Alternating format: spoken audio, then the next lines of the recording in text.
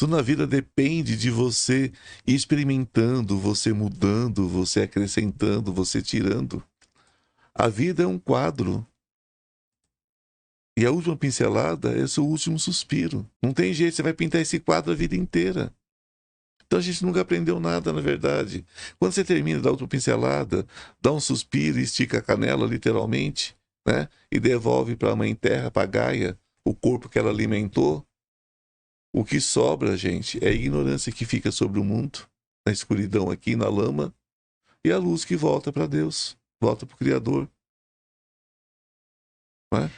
Então a gente tem que cuidar que esse quadro tenha mais luz do que sombras. Lembrando que as sombras fazem parte da vida de todos nós. Agora, quanto que nós nos escondemos nessas sombras, quanto que nós mentimos para nós mesmos, atrás do orgulho e tudo mais.